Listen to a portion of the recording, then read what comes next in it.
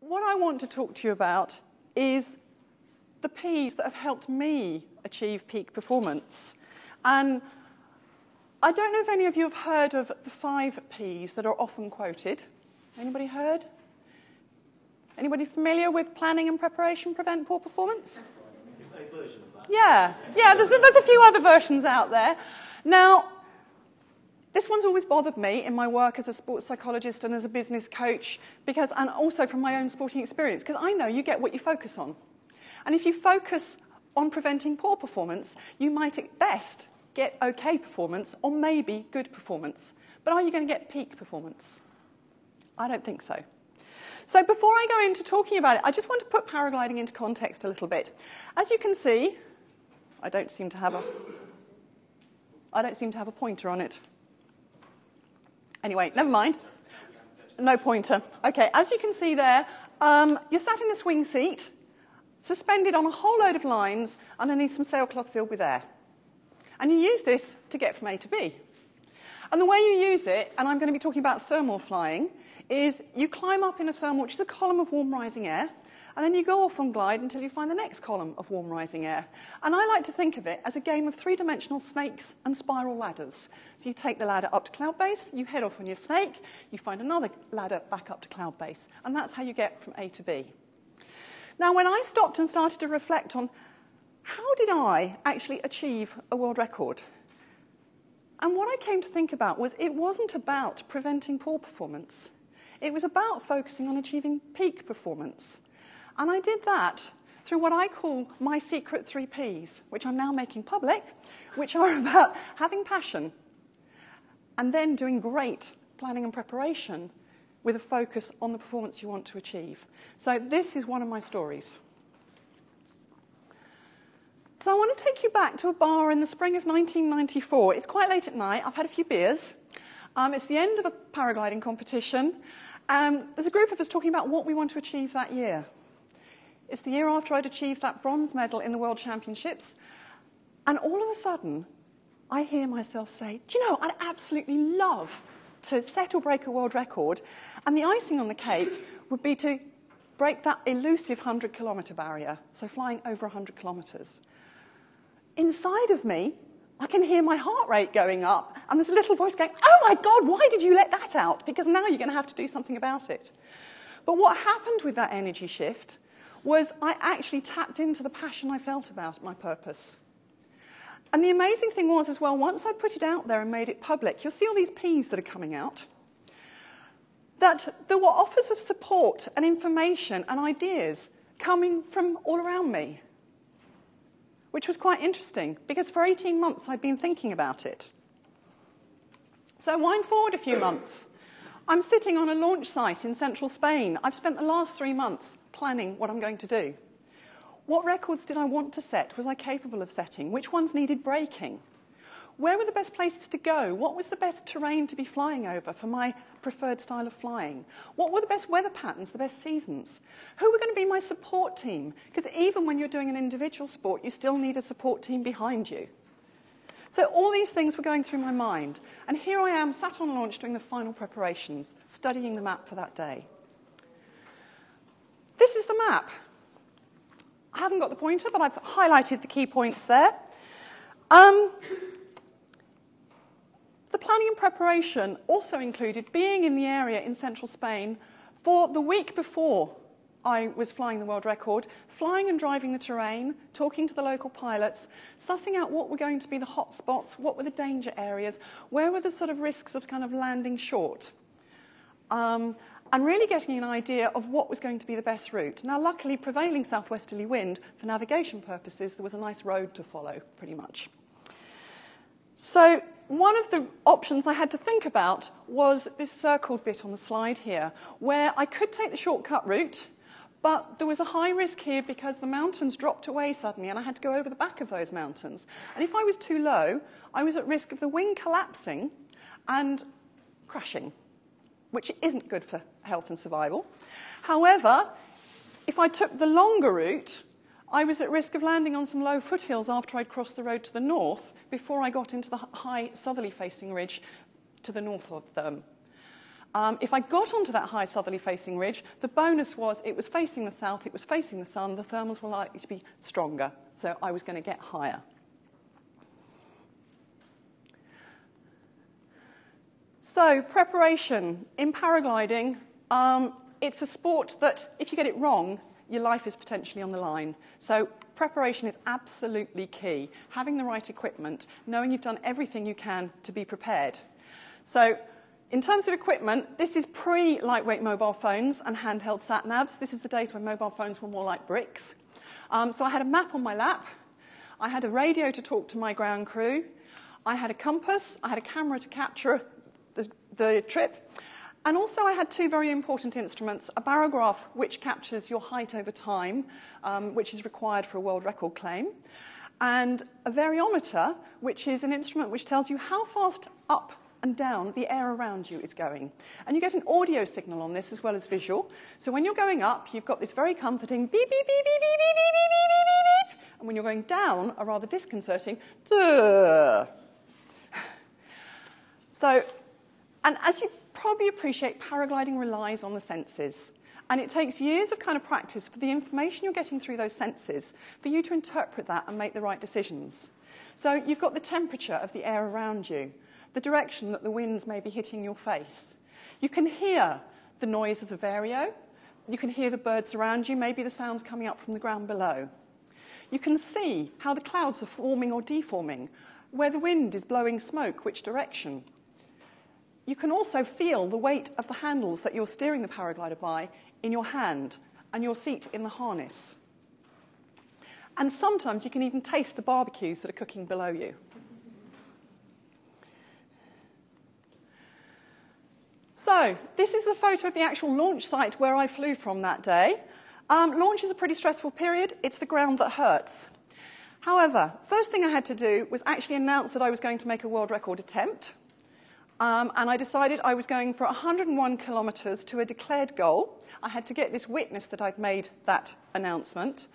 Now, 101 kilometres to a declared goal means you have to actually arrive at where you said you were going to get to. You can't land short, or you can't go off in a different direction. You have to get there. Okay? So this is like flying from London to Portsmouth with no engine. Just to put it into context for you. So I was there. I was absolutely brimming with confidence. I remember it. And as I was on launch, so for launching a paraglider here, you've got the wing laid out behind you.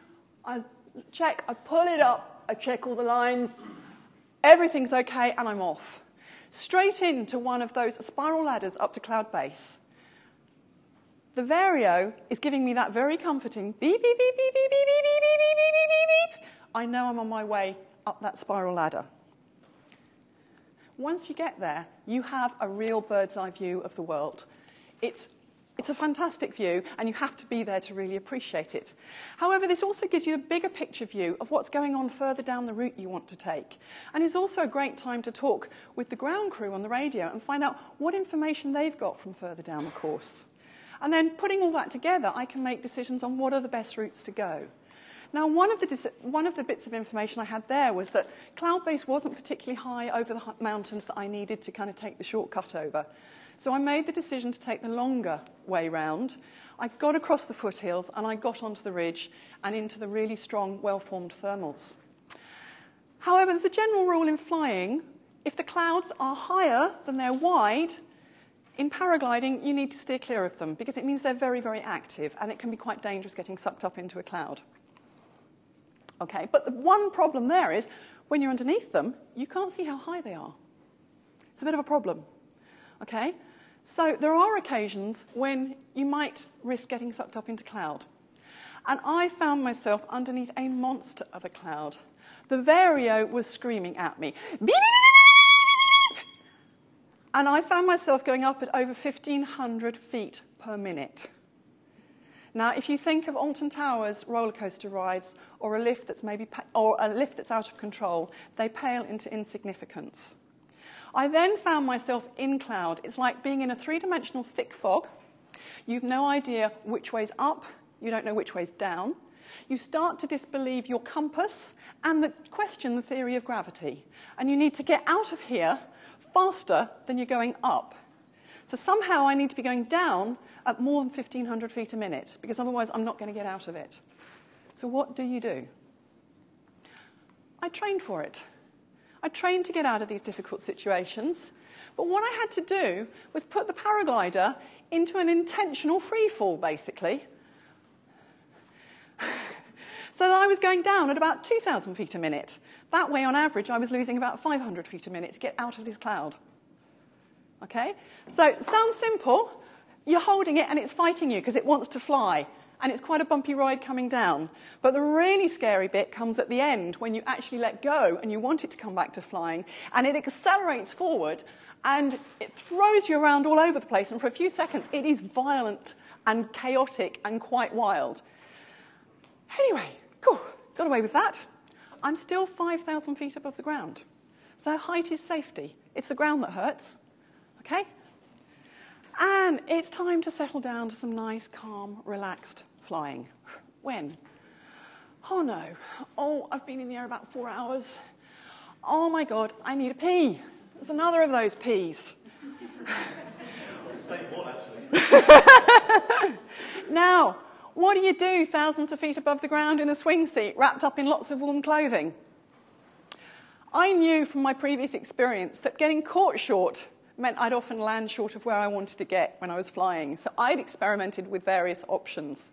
And that one that worked the best, Pampers. But you had to have the ones for the juniors, the bigger babies, the largest Pampers you could find. So you might think that's quite a simple solution. However, it's not quite that simple because years of potty training as toddlers are well ingrained in our brains. And while the brain's kind of saying, it's okay, you're wearing your Pampers, you can go, the body's going, oh, no, I can't, I'm not in the right place. The brain goes, yeah, it's okay, and a little trickle comes out, and the body shuts it off, and it says, no, I can't possibly do that, I'm not in the right place. Eventually, as this battle between mind and body ensues, Pampers does what it says on the packet, and I can vouch for the fact they do keep you dry. So, with that pee out the way, it's time to get focused on a bit more flying, and actually focusing on getting towards that world record. It's getting late in the day now, and as the sun gets lower, the thermals tend to get weaker, and I find myself low over a village in central Spain. And I'm kind of going up 20 feet, down 20 feet, up 20 feet, down 20 feet, because what I'm in is a bubble of buoyant air, warm buoyant air that sits over the village. The villages heat up and the warm air gets buoyant and you can kind of just sit around there for a long time. You need patience because that bubble needs to burst to become a thermal. And I have to sit there waiting patiently and eventually a car drives through the village and that's enough to disturb the air and for it to pop the bubble, if you like, and turn into a thermal. And I'm headed on my way back to Cloud Base again. As I've said before, one of the best places to be. Another couple of climbs, and I can see my goal. But I know you're not there till you cross the finish line. I take an extra climb for safety, and I cruise into goal with a comfortable margin. And I can remember now landing on the airstrip of the gliding club there, absolutely shaking with emotion, thinking, my God, I've set a world record. I've broken somebody's record. And if I've got my calculations right, I've broken that elusive 100-kilometre barrier as well. Before long, my support team turned up, and the gliding club were very generous in helping us celebrate that evening. Before we had I had the hard graft then of collating the evidence. So part of that is this is the trace from the barograph, which is giving you height over time. And as you can see, this kind of gives you an indication of the kind of the spiral ladders going up to Cloud Base and the snakes coming down, but it doesn't actually give you the kind of distance travelled with each snake because it's over time.